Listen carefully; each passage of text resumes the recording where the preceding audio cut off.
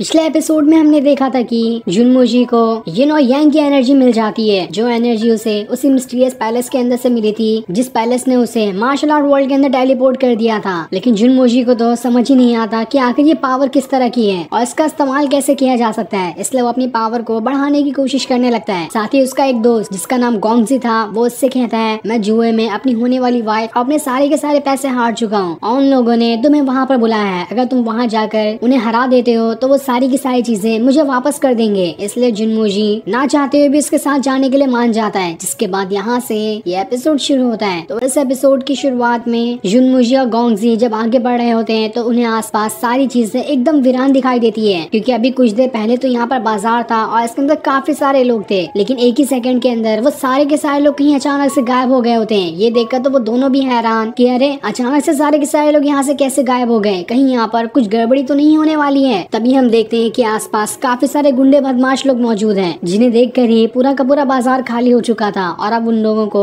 जुनमुजी और गोंगजी बाजार में मिल गए होते हैं। इसलिए वो प्लान बनाने लगते हैं कि हम सब मिलकर इन दोनों के ऊपर ही अटैक करते हुए इनकी सारी की सारी चीजें लूट लेंगे। तभी वहाँ पर शियाओ नाम की एक लड़की आ जाती है और वो वहाँ पर आते साथ ही जुनमुजी और गोंगजी से कहती है आखिर तुम दोनों यहाँ पर क्या कर रहे हो, तुम दोबारा से पिछली बार की तरह यहाँ पर गड़बड़ी करने के लिए आए हो, लेकिन देख लेना मैं पिछली बार की तरह तुम लोगों को यहाँ पर कोई भी गड़बड़ी नहीं करने दूंगी। ये सुनकर जुनमुजी भी हैरान था कि आखिर ये लड़की है कौन और ये किस बारे में बात कर रही है। तब शिया उसे अपना कार्ड दिखाती है, जिसके अंदर उसने वो सारे क्राइम लिख के रखे थे जो कि जुनमुजी ने किए हुए थे, और उसके अंदर पहला क्राइम यही होता है कि कुछ दिनों पहले उसने उसे ही परेशान करने की कोशिश की थी, लेकिन वो उसे परेशान नहीं कर पाया था। ये देखकर गोंगजी जो होता है जुनमुजी से कहता है क्या तुम इस लड़की को नहीं जानते, ये एक रिपोर्टर की तरह है, ये सारे क्राइम को लेकर किंग के पास जाकर इसकी शिकायत करती है और उन्हें सजा भी दी जाती है, इसलिए तुम्हें इससे पंगा बिल्कुल भी नहीं लेना चाहिए। ये सुनकर तो जुनमुजी भी हैरान रहता है कि मैंने तो इस लड़की को परेशान किया ही नहीं, हो सकता है कि जिसकी ये बॉडी है उसने परेशान किया होगा और उल्टा मैं उसकी जगह पर उसके बॉडी के अंदर होने की वजह से मैं यहाँ पर फंस गया। जिसके बाद वो चुपचाप से गोंगजी के साथ वहाँ से जाने लगता है। शियाओ जब उससे कहती है कि मुझे भी साथ ले चलो, तुम लोग जहाँ पर भी जा रहे हो, तो जुनमुजी उसका मजाक उड़ाना शुरू कर देता है। ये देखकर तो शियाओ को भी गुस्सा आ जाता है और वो उससे कहती है देख लेना मैं तुम लोगों के बारे में गलत गलत क्राइम लिख दूंगी और सारे लोग मेरी बात पे भरोसा तो करते ही हैं। ये सुनकर जुनमुजी उसे एक पेन दे देता है और उससे कहता है चलो आराम से लिखो, मुझे तुमसे डर नहीं लगता। ये देखकर शियाओ जो होती है उन दोनों के ऊपर बीच से मारते हुए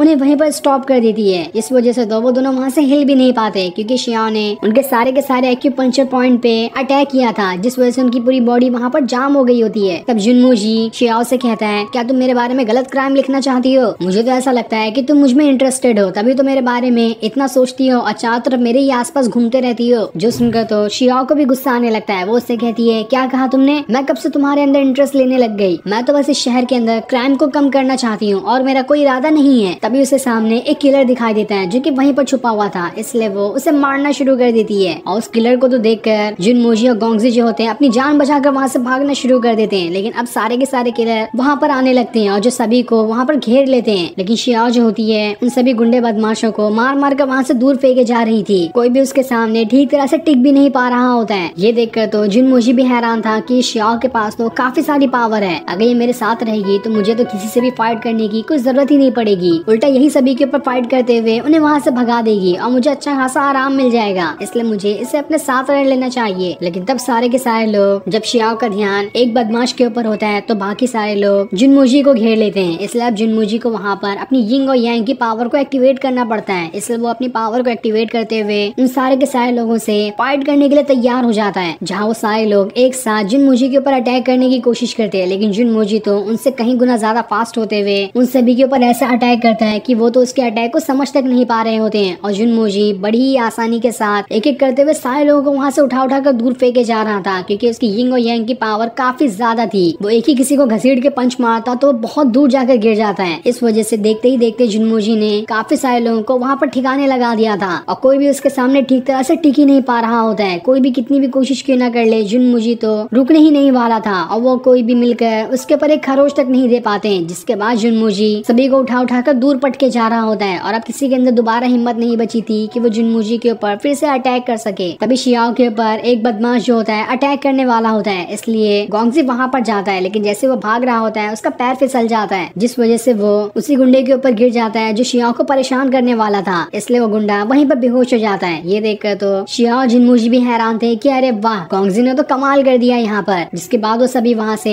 जुआ खेलने के लिए निकल जाते हैं ताकि जुनमोजी जो भी गोंगजी ने हारा है उसे वापस ले सके। लेकिन जैसे वो सभी आगे बढ़ते हैं वहाँ पर उन सभी के सभी गुंडों का लीडर आ जाता है जो कि काफी ज्यादा गुस्से में था। ये देखकर सारे लोग परेशान हो जाते हैं कि अब वो सभी इससे कैसे फाइट करेंगे। ये देखकर जुनमोजी शियाओ का हाथ पकड़ते हुए उसे वहाँ से भगाने लगता है ताकि उसे चोट ना लग जाए। तब इस चीज को देखकर शियाओ खुद में कह रही होती है इस जुनमोजी ने जो कहा था कि मैं उसमें इंटरेस्टेड हूँ तो शायद हो सकता है ये बात सच हो, क्योंकि जुनमोजी मेरा कितना ख्याल रखता है। तभी वहाँ पर वो सारे के सारे बदमाश लोग एक साथ आ जाते हैं और उन सभी को घेर लेते हैं। ये देखकर जुनमोजी सभी से कहता है किसी को घबराने की जरूरत नहीं है, मैं सभी को संभाल लूंगा। लेकिन शियाओ जो होती है वो उससे कहती है तुमने मुझे बचाकर मेरा ट्रस्ट जीत लिया है, अब तो मुझे यहाँ पर अपने साथी को बुलाना होगा। मैं उसे एक बार यहाँ पर क्या बुला लूँ, वो 1 सेकंड के अंदर सारे के सारे लोगों की यहाँ पर खेल खत्म कर देगा और आज से तुम लोग मेरे दोस्त बन चुके हो और दोस्तों को बचाना तो अपना हक होता है। जिसके बाद वो वहाँ पर सीटी बजाते हुए अपने साथी को बुला लेती है और उसका साथी कोई और नहीं बल्कि एक बिल्ली होता है जो कि बहुत ज्यादा पावरफुल था। और वो आते साथ ही ऐसा अटैक उन सारे के सारे बदमाशों पे करता है कि वो सारे के सारे बदमाश 1 सेकंड के अंदर वहीं पर खत्म हो जाते हैं, क्योंकि उस बिल्ली के अंदर थंडर की पावर थी। अपने थंडर की पावर का इस्तेमाल करते हुए सभी लोगों को बिजली का झटका देते हुए वहीं पे मार गिराता है, जिस वजह से जुनमोजी और बाकी आसानी के साथ बच जाते हैं। जिसके बाद वो सभी वहाँ से जुआ खेलने के लिए आ जाते हैं, जहाँ पर वो दोनों बदमाश जिन लोगों ने गोंगजी का सारा कुछ जीत लिया था वो वहीं पर खड़े होते हैं जुनमोजी का इंतजार करते हुए कि कब जुनमोजी यहाँ पर आए और हम उससे भी हरा दें। तब उन्हें देखकर गोंगजी जुनमोजी से कहता है ये लोग वही हैं जिन लोगों ने मेरा सारा कुछ छीन लिया, इससे तुम्हें कैसे भी करके इन लोगों को यहाँ पर हराना होगा। जिस पर जुनमोजी भी मान जाता है। तब वो दोनों बदमाश वहाँ पर इस जुए में खेलने के लिए जितने भी रूल होते हैं उन सभी की एक लिस्ट दिखाते हैं, जो कि बहुत बड़ी लिस्ट होती है और उसके अंदर कैसे कैसे इस खेल को खेला जाएगा वो सारी चीजें लिखी होती है। और यहाँ पर ये भी लिखा होता है कि ये गेम 5 राउंड का होगा, जो भी 3 राउंड जीत जाएगा वो इस खेल को जीत जाएगा। उसके बाद वो सभी वहाँ से जुए की टेबल पर आकर बैठ जाते हैं। लेकिन जब वो जुनमोजी और गोंगजी को शराब देने वाला होता है तो वो लड़की उसके अंदर कुछ मिला देती है, क्योंकि ये सारे के सारे लोग उन दोनों बदमाश से मिले हुए हैं और सभी मिलकर यहाँ पर जुनमोजी को बस हराना चाहते हैं। लेकिन जुनमोजी इतना बेवकूफ नहीं था, वो जैसे ही शराब को उठाता है उसके अंदर उसे कुछ चीज मिला हुआ दिखाई दे जाता है। इसलिए वो सभी से कहता है मुझे ये शराब नहीं चाहिए, मुझे एक पूरी बोतल चाहिए, उसके अंदर से मैं खुद ही निकाल लूंगा। ये सुनकर तो वो दोनों बदमाश भी हैरान थे कि उनका प्लान तो यहाँ पर फेल होने वाला है। लेकिन तब दूसरा बदमाश अपने साथी से कहता है तुम्हें टेंशन लेने की जरूरत नहीं है, मैंने पूरी की पूरी बोतल के अंदर ही वो चीज मिला दी है, जिस वजह से जुनमोजी को चक्कर आने लगेंगे और वो ठीक तरह से यहाँ पर खेल भी नहीं पाएगा और आसानी के साथ हम उसे हरा सकते हैं। इसलिए जुनमोजी बोतल के अंदर से निकाल कर उस शराब को वहाँ पर पी जाता है। लेकिन तब भी उसने उसे नहीं पिया था, बस नाटक का वो ऐसा दिखा रहा होता है कि उसने वहाँ पे वो शराब पी ली है। ये देखकर तो वो दोनों बदमाश काफी ज्यादा खुश हो जाते हैं कि चलो हमारा पहला पड़ाव तो पास हो गया, अब हम आसानी के साथ जुनमोजी को हरा सकते हैं। जिसके बाद शिया इस पूरे के पूरे राउंड की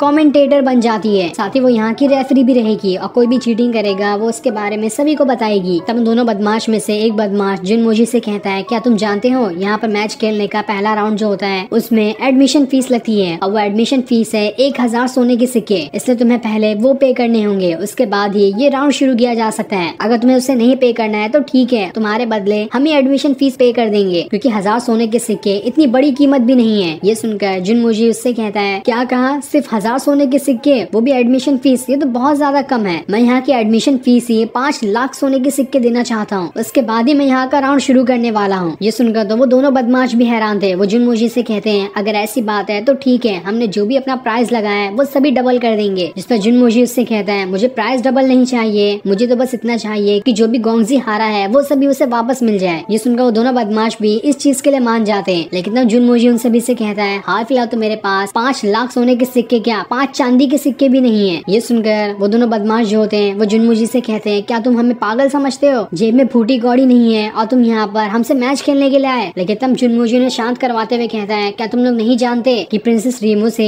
मेरी एंगेजमेंट हो चुकी है और मैं इस राउंड में उसे ही दांव पर लगाना चाहता हूँ। उसकी कीमत तो कम से कम 1 मिलियन सोने के सिक्के होगी ही, जिसमें से आधा तुम एडमिशन फीस ले लेना और आधा तुम गोंगजी ने जो हारा है उसके ऊपर दाव लगा देना। अगर मैं जीत गया तो तुम्हें सारी की सारी चीजें मुझे वापस देनी होगी। ये सुनकर शिया जो होती है वो जुनमोजी से कह रही होती है कौन से ख्यालों में तुम गुम हो, तुम्हारी कब एंगेजमेंट हुई प्रिंसेस रीमू के साथ। लेकिन जुनमोजी उसे शांत करवाते हुए कहता है बस तुम मेरे पर भरोसा रखो, मैं यहाँ पर थोड़ा सा नाटक कर रहा हूँ ताकि मैं गोंगजी को उसकी हारी हुई सारी चीजें वापस कर सकूं। इसलिए शिया वहाँ पर शांत हो जाती है। तब प्रिंसेस रीमू की वजह से वो सारे लोग भी इस राउंड को खेलने के लिए तैयार हो जाते हैं। जिसके बाद पहला राउंड शुरू कर दिया जाता है और ये 5 राउंड में से जो भी 3 राउंड जीतेगा वो इस मैच को जीत जाएगा। लेकिन जैसे ये राउंड शुरू होता है वो लड़कियां जो होती है जो उन बदमाश लोगों के साथ है वो सभी जुनमोजी के पास जितने भी नंबर का कार्ड होता है उसे उतने ज्यादा फ्रूट खिलाना शुरू शुरू कर देती है ताकि सारे लोगों को ये पता चल सके कि अभी जिनमुजी के पास जो कार्ड है उसमें कौन सा नंबर लिखा हुआ है। इस वजह से जुनमुजी पहला राउंड तो बहुत ही आसानी के साथ हार जाता है। जिसके बाद दूसरा राउंड खेला जाता है। दूसरे राउंड में भी वो लड़कियां वहाँ पर चीटिंग करना शुरू कर देती है। अब वो इशारे से अपने दोनों बदमाश साथियों को बता रही होती है कि जुनमुजी अभी कौन सी चाल चलने वाला है। इसलिए जुनमुजी दूसरा राउंड भी हार जाता है और अब सारी उम्मीदें तीसरे राउंड पे लगी हुई थी, लेकिन चीटिंग की वजह से जुनमुजी ये तीसरा राउंड भी हार जाता है, जिस वजह से वो ये मैच हार चुका था। लेकिन तब जुनमुजी सभी से कहता है मैंने 5 लाख एडमिशन फीस ही दी है, इस वजह से मैं इस राउंड को थोड़ा और बढ़ाना चाहता हूँ और अब 5 नहीं बल्कि 7 राउंड खेले जाएंगे, जिसमें से जो भी 4 जीतेगा वो जीत जाएगा। ये सुनकर वो दोनों बदमाश भी इस चीज के लिए तैयार हो जाते हैं क्योंकि वो लोग तो पहले से ही 3 जीत चुके थे और उन्हें अगले 4 में से सिर्फ 1 ही जीतना है। और जब ये राउंड होता है तो वो बदमाश लोग अपने डाइस में से पूरे 6 के 6 नंबर ले आते हैं और इसे बीट करना तो बिल्कुल नामुमकिन था जुनमुजी के लिए। लेकिन तब जुनमुजी ऐसा डाइस वहाँ पर फेंकता है कि सारे के सारे डाइस बिल्कुल खड़े होते हैं, जिस वजह से ऊपर की तरफ उसके सारे के सारे नंबर दिखाई दे रहे थे। ये देखकर जुनमुजी बाकी सभी एकदम ज्यादा खुश हो जाते हैं कि मैं तो ये राउंड जीत गया, क्योंकि यहाँ पर ऊपर की तरफ सिर्फ 6 नहीं बल्कि सारे नंबर दिखाई दे रहे हैं, इसलिए मुझे सारे पॉइंट मिल जाएंगे। ये देखकर तो बदमाश लोग भी हैरान थे कि आखिर जुनमुजी ने ऐसा डाइस कैसे फेंका कि सारे डाइस खड़े हैं एकदम। जिसके बाद यहाँ पर 5वां राउंड शुरू किया जाता है और ये सीन दिखाते ही ये एपिसोड यहीं पर है। Thanks for watching.